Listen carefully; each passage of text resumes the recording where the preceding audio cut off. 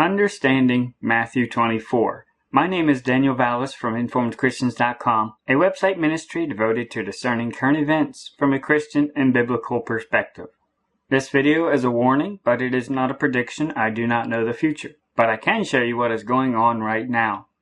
And we've been looking at a lot of the prophetic signs on our Tapestry of Redemption timeline poster. Definitely download that, as well as the celestial clock that is counting down right now as well, and tie it in with the last generation and all the prophetic signs that the Bible said would be seen by the last generation too as well. There is so much coming together right now that the Bible has told us to look for, and so we are looking for it, and we are excited by seeing all of it come together. And our expectation is for the gathering of Shiloh's people, the Messiah's people. And in our last video, we talked about the days of Noah and how Christ told his disciples that he was going to be coming back during the characteristic days of Noah and the characteristic days of Lot. And he gave 5 characteristics that would also go with that, the eating and drinking, marrying and planting and all that we talked about before. And that is when Christ is going to be revealed, right before judgment. And when we look at where we are right now, we find some amazing reminders of what Christ said. And so that's been pointing us back to Scripture, and we've been looking at Scripture, but then also the celestial signs going on right now. So we've lifted up our heads that our redemption is drawing nigh, and we are expecting Him, and we are getting ourselves ready. And right now we're on the tail end of June, Pride Month, and there's been a lot of haughtiness and rebellion, especially today. There's multiple major parades going on around the world. And we've talked about the other reminders about the Noah's Ark ad in Times Square, as well as the opening of the Ark in a couple days too as well. And that's in the news every single day now. It's really amazing. Again, a wonderful reminder in current events to pay attention to the celestial signs and the life mentality that is going on right now too as well, and study all the other things coming together right now as well. And while we talked about it in our last video, one thing we need to keep in mind with Christ's descriptions in Matthew and in Luke and the book of Revelation is they are all consistent. They do go together. And if you'll remember, in the Matthew passage and the Luke passage, Christ was telling his disciples. He pulled them aside. He wasn't talking to the multitudes. He was giving instructions to his disciples, which included John. And the book of Revelation is dictated by Jesus Christ again to John, much later on in his life when he's much older. But it's by the same person to the same audience. So it's all very consistent, and our understanding of Revelation is predicated on that you've heard what he said the first time too as well. It all goes together. And right now we find ourselves in an amazing time that matches the description that Christ told his disciples would be present in the world and the mentality in the world, as well as all the other signs that we've seen too as well. But right now we find a very amazing overlap between the days of Noah and the days of Lot, both literally with many literal visible signs and reminders of that, but then also the mentality and the wickedness in conjunction right at the same time as we see the countdown of the celestial clock too as well. So this is truly an amazing time. And Christ told his disciples that he is coming back during the days of Noah. And he was talking particularly about the Noah's culture of that day, what made it unique. You know, he wasn't talking about the Roman Empire culture at the time that they were at right then. He said, one thing that you will notice that will stick out in the days when I'm coming back is it will remind you of the culture of Noah's day, before the flood. And that's the time period he's describing, the life mentality that was unique to Noah's culture before the flood. And that's one of the clues that they were to look for. And so as we study the story of Noah to get an understanding of what those days entail, we learn a lot about the wickedness in Genesis chapter 6, and just the imagination of their heart was only wicked continually, and then the mention of the giants and the DNA alterations and all that. So that was one clue in the background behind Noah's culture that made it unique. And so we see a lot of that today in technology, and you just read a lot of the genetic papers and news, and it's scary just reading that alone, not to say what they have headed away with much more advanced technology too as well in those areas. But just what we see today is scary enough, and we know that there is much more advanced that they've been working on. So we definitely see a lot of aspects of the Noah's culture today, as well as reminders of the same subject and topic going on right now too. Noah, Noah's Ark. So amazing reminders again, pointing back to that. And then he also said, present with Noah's culture, you will also see concurrently in the world at the same time, you will see Lot's culture, the culture that was unique to Sodom and Gomorrah, where Lot lived before judgment came. Because once judgment came in both these instances, obviously nobody was doing anything. They were dead. So he said you're going to see unique aspects from Noah's culture present, and you're going to see unique aspects from Lot's culture present as well too. And we definitely see both of those. And with the background of Lot's culture, there was a huge aspect of pride and haughtiness and fullness of bread, abundance. They had plenty of money. They were very prosperous, but then full of abomination and fornication. And we definitely find that going on right now in the days where we are right now. But then he also gave broad context that was also unique to both of them, the days before judgment. And he was telling his disciples, I'm coming before judgment. So they're going to be doing the same thing that people were doing right before judgment came. They didn't even realize it was about to come. And I'm going to be coming right when the world is in that mentality, but you're going to see aspects from Noah's culture and Lot's culture in conjunction with all the other prophetic signs too as well. But I'm definitely coming before judgment is what he told the disciples while they're still eating and drinking. And this is very important because he was letting his disciples know when he wasn't coming too as well. Because in the book of Revelation, he told the same disciple, John, that the tribulation starts out with famine and hunger. So he's contrasting the two extremes, the same narrator to the same audience, particularly John. And he says, I'm coming while they're eating and drinking. And then later on he tells them that the tribulation, they're not going to be doing that stuff at all. Read Revelation chapter 6 where the seals start opening. The first 8 verses after the seals are opened, he already completely destroys all this mentality of the days of Noah and Lot. So he's making clear, and he puts a contrast that John would be very familiar with. Oh yeah, you said you were coming here, and now you're describing a different circumstance. Christ is coming before judgment even starts. He's not coming in the midpoint of the tribulation. He's not even coming after the start of the tribulation. He's coming before the tribulation even starts. And he provided a contrast for all of these to make it extra clear to his disciples and the church, us, of when he was coming. So don't listen to those who tell you that the rapture is going to be sometime after the tribulation starts. No, Christ told his disciples plainly, while they were all there too as well, he's telling them they're going to be eating and drinking, there's going to be plenty of food, there's not going to be any worries at all. But one of the very first things the tribulation starts out with is it's characterized by famine and hunger. So obviously not coming once the tribulation starts.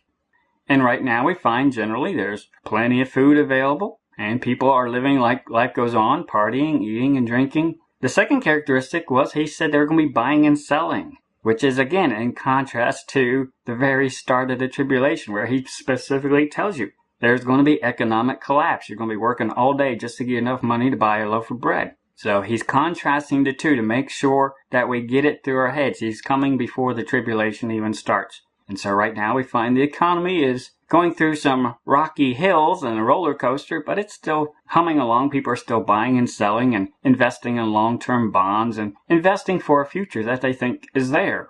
And then the third characteristic was he said they'll still be marrying and giving in marriage. And we definitely see them going through a lot of the motions of marriage today. But again, this is contrasted with the tribulation. And you see this present in the world even now. You look at stories from Syria and Yemen and even Iraq in the past. Wherever there's war, people put marriage on hold just because of the uncertainty and they got other more pressing matters. And usually they'll wait till there's a very good ceasefire or wait till things definitely look a lot more positive before they marry. So again, Christ gave the conditions of when he was coming, but then he also made it clear that once the tribulation starts, those conditions no longer exist. So right now we find people are still marrying and giving in marriage, and we're even still in June, a month often associated many times with weddings. And then planting. People are still going to be planting for a future, which takes a lot of time, takes months. Sometimes they get a full investment and return on what you plant. And again, this is contrasted with the conditions once the tribulation starts. Even 4 verses after the tribulation starts, he's already describing how things are completely turned on their head. And war conditions really disrupt planting. Most people don't know that during the American Civil War, the South, which was the agricultural base, came very, very close to complete starvation. Just because of the disruption of the farm industry and everyone's going to war and you can't repair vital tools. And Even today, you find whenever there's war and conflict, people don't go out into the fields because it's too dangerous. Planting is put on hold usually during war conditions. So again, he provides an antithesis to when he said he was coming. He's coming before the tribulation even starts. And so we find things are still going along right now. People still planting in expectation of a future. And then also building. He said people are still going to be building skyscrapers and barns and building their deck and building for a future that does not exist. And again, that contrasts with the war conditions he describes of, especially in the tribulation, there's going to be far more damage and any building is going to be more repair and just subsistence survival. So right now, building is still going on, construction, leisure construction, all sorts of things like that. All of the 5 points that Christ told his disciples would be present in the world's mentality when he came described a world that was not even in judgment at all. They weren't even aware that it was right about to hit them, which is what he told them matched exactly Noah's culture and Lot's culture of how they were humming along and didn't even realize it until the very day that it hit, and then it all stopped in moments. And that's exactly how the tribulation is going to be too. As soon as the tribulation starts, all 5 of these conditions are going to stop. Christ is coming before judgment starts, and he's coming before the tribulation starts. And we find all 7 of the conditions that he said would be present in the world when he came, we find all that present right now, in addition to all the other signs that he told us about too as well. And when we see the news about the Noah's Ark opening and the ad in Times Square, again, that kind of reminds us of the time. The time is very late, knowing the time, that now it is high time. These are reminders of what Christ has already said. These particular events of the building of the ark and the ad, that's not fulfillment of prophecy, but it does remind us and really underscore it as a cherry on top of. Remember, you were told these things, and right when we see the celestial clock counting down and we see very obvious reminders of it, it should get our attention and remind us of what Christ has told us of when he was coming.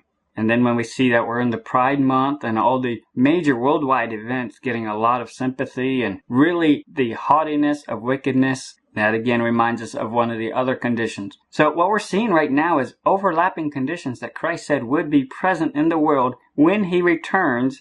And we see that going on right at the same time as the celestial clock is counting down the final days. We have so many signs reminding us of the time and that he is nigh even at the doors. And it's also worth noting that the visible instances and reminders of Noah's Ark that's being reminded in the news every single day should point us to the rainbow, the true source of the rainbow and what it meant. It was a promise, but it is also a reminder of judgment. That there will be another judgment one day, it just won't be by a worldwide flood. Judgment is coming again. And it's interesting to see how the Noah's Ark and the true rainbow are overlapping with the world's pride rainbow at this exact same time.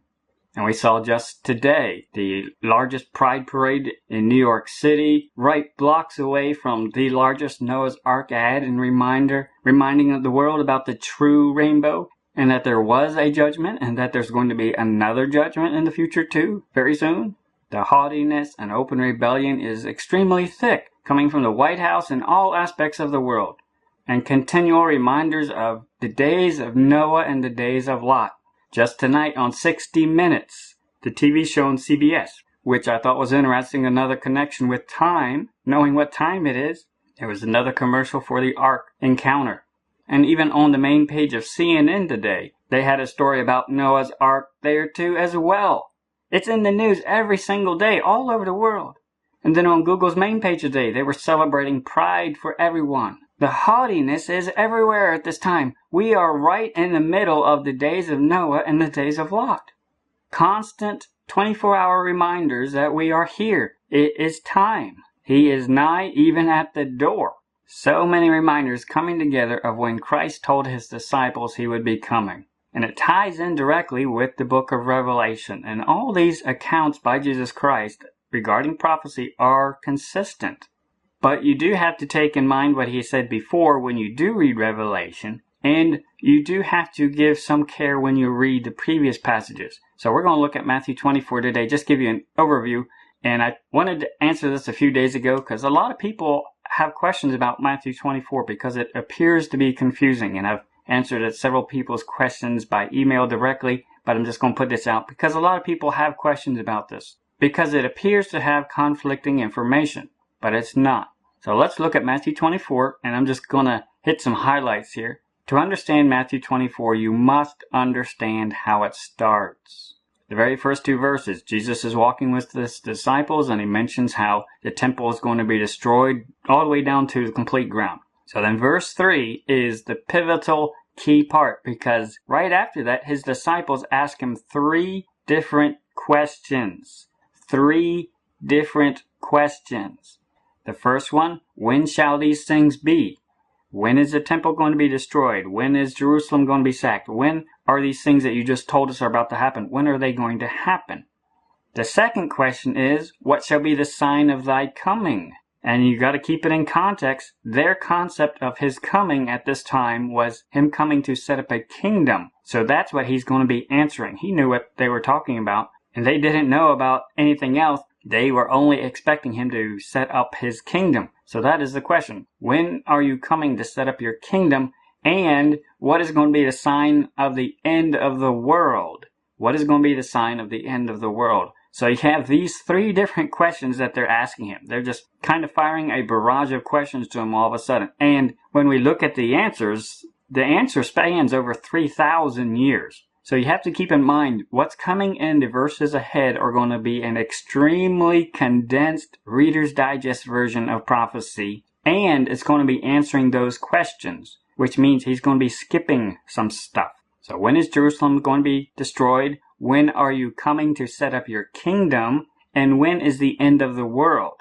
And a lot of people make the mistake of thinking the end of the world is the end of the tribulation. No. The end of the world is the end of the world, when it's burned up and destroyed. And he's going to make a new one. So he's going to be answering those 3 questions, and that's what he spends the next 29 verses answering, is those 3 questions. He's not given a complete chronological order of prophecy. He's answering their morbid curiosity, and he's leaving out some stuff, because he still has quite a bit to tell them about the Jewish bride pattern that he's going to tell them about at the Last Supper. There's still some things that he's going to be revealing as he gets closer and closer to his crucifixion. But here he's answering their morbid curiosity, and he's telling them, oh, this is going to happen, this is going to happen, this will happen, this will happen too, this will happen, this will happen, this will happen. He's giving a broad overview of 3,000 years of prophecy right here. But he does include enough characteristics so they know what he's talking about. Down in verse 21, he's talking about, oh, it's going to be a time of great tribulation. The world hasn't seen such destruction and death. It's going to be awful. And even by the end, there's hardly going to be anybody surviving at all. Most people will be dead. So he's really letting them know how bad it's going to be in a broad sense. And then in verse 30, he's answering when he's coming to set up his kingdom. And then shall appear, and then shall the Son of Man coming in the clouds of heaven. After the tribulation is what he's describing, is that's when he's coming to set up his kingdom to rule and reign on earth for 1,000 years. So he's answering their question, and that's what they are expecting. But he's, again, just kind of giving a broad overview of it. So he's telling them, right after all this awful destruction and most people dying, that's when I'm coming in power to set up my kingdom. And then verse 31, he talks super briefly about the millennium, the end of millennium at the end of the world, when the angels gather everyone and they get ready to burn the world and bring the wheat into heaven's garner. And he had talked before in Matthew 13 about that, so they were already familiar that the harvest was at the end of the world, not the end of the tribulation, the end of the world. So all the way through verse 31, he's giving an extremely broad overview of 3,000 years of history all the way up to the end of the millennium. But he's answering their 3 questions. So it's not a complete chronology. You have to keep that in mind. He's answering their 3 questions. And then what you need to do, though, at the end of verse 31 is he's done answering their morbid curiosity questions at the end of verse 31. You need to draw a line under verse 31. He's done answering their questions. He's changing the subject now. Before this point, they were asking him their questions of what they wanted to know, their morbid curiosity. And we find that even today. People want to know the crazy details about the end of the world and, oh, what's going to happen during the tribulation. And so he kind of just gave him a broad overview. This is going to happen. This is going to happen. It's going to be awful. Then after that, I'm coming to set up my kingdom. And then later on, we're going to gather everyone together and it's going to be the end of the world. So he gives them a broad overview to answer their morbid curiosity. But then while they're still on the subject of end times things, he changes the subject and spends the rest of the chapter talking about what they need to worry about. This is the important stuff that he wanted them to know. The first part was their morbid curiosity of what they wanted to know. Now he's going to switch gears, switch tracks, switch subjects to a slightly unrelated, and he's going to tell them what they need to be concerned about more so than the other information which he told them about, but he did not give them as many details. So starting verse 32, he's starting to tell them, this is what you need to look for.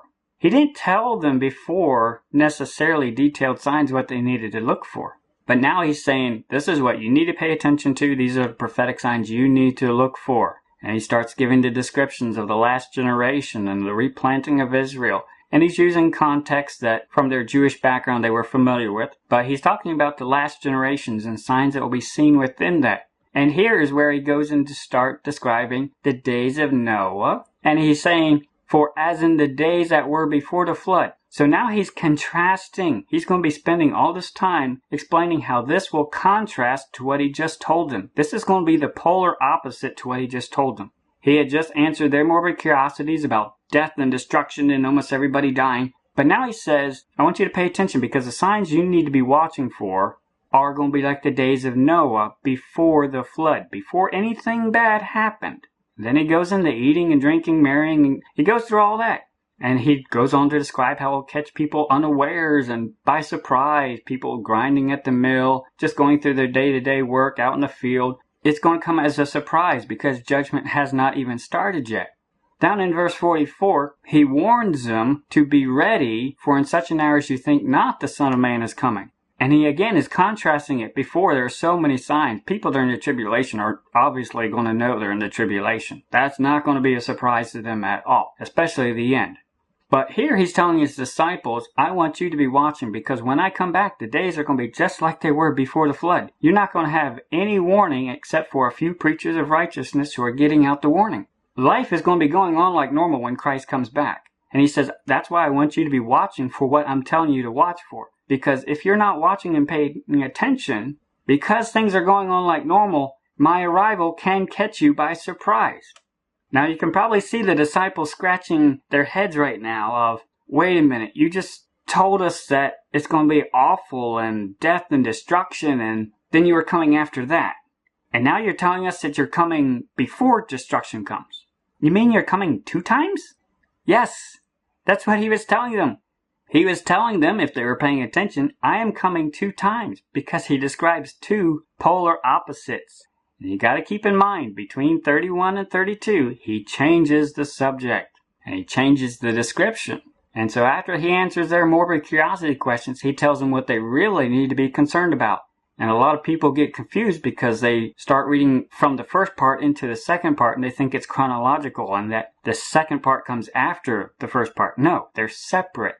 They are 2 different subjects, and there are polar opposites too as well, and this is what gets people so confused. So Christ was telling his disciples, this is what you need to be watching for. I'm coming before judgment even starts. That's why you need to be watching, and you need to be ready. And then he keeps going on about how he's going to be catching a lot of his servants, his disciples, his children unaware and by surprise because they are not watching for his return. And he plainly states, the servant that is watching with his heart and life when he comes back, he's going to be blessed. He's going to be rewarded. The others aren't. But if you are watching and ready when he returns, right before judgment comes, right when he catches the world by surprise, if he comes back and finds us ready and watching, especially the signs that he told us about, and we are ready for his return, and we are expecting his return, and living as though he's coming back and living for eternity, that servant will be blessed. And then goes into many other warnings about the servants who aren't paying attention, who just live as though life goes on. And the reason they're living like life goes on and they're eating and drinking with the drunken is because nothing has changed. The tribulation hasn't started yet. Judgment hasn't come yet. The conditions of the days of Noah are still going on right when Christ returns. And that's what he's emphasizing to his disciples and drilling into their heads by the contrast. Yes, all this stuff's going to be in the tribulation, but it won't be when I come back. Because I'm coming back right before all that stuff even starts. And so in verse 51, the very end of chapter 24, he ends with the warning that the servants that are not watching and living as though he's returning, they will be left with the hypocrites. because they are a hypocrite. A hypocrite knows better, but is not living as though his Lord is returning. They think he's delaying his coming and he'll come later, and they're going to live as though life goes on, because they're not even watching the signs like he told them to in verse 42. So you need to keep this division in mind when you read chapter 24. It's divided into two parts. The first part is the disciples' Q&A, their morbid curiosity, and they were asking their questions based on their limited knowledge. The second part starts the FYI, where he's telling them what they really need to know and what they really need to pay attention to. And be focused on that, be vigilant about that, be sober about that, and be ready. And he ends with the warning. If you're not ready and you're not paying attention and you're not living for my return, then you will be left with the hypocrites. In the very next verse, he starts the parable of the 10 virgins. That whole parable needs to be understood in context of the hypocrites. The wise virgins were paying attention. They were ready. They knew their bridegroom was coming back and they lived accordingly. The foolish ones thought he was delaying his coming. They weren't getting ready, and they were a hypocrite. They knew they were going to a wedding, but they did not get ready. So Christ's FYI from chapter 24 continues and keeps on going into 25. And then right after the parable to the 10 virgins, he gives the parable of the talents, of how we are responsible for our time here, and we need to live in light of eternity. Because the servants who are watching and living in light of eternity and living for their Lord with their heart and life, they will get well done, thou good and faithful servant. But there are many servants of Christ, many disciples of Christ, many children of Christ, who he will tell them with his own lips, thou wicked and slothful servant. I don't want to hear that from him. I want to hear well done. Which means, as we see these signs coming together, we need to get on the stick and we need to get busy for things of eternity, living for our Lord. And then, of course, the end of 30, you need to draw a line there because it starts another section too as well. And the parallel passage to being left with the hypocrites is Luke 12:46, where he clarifies that they will be left with the unbelievers, just like Lot's wife.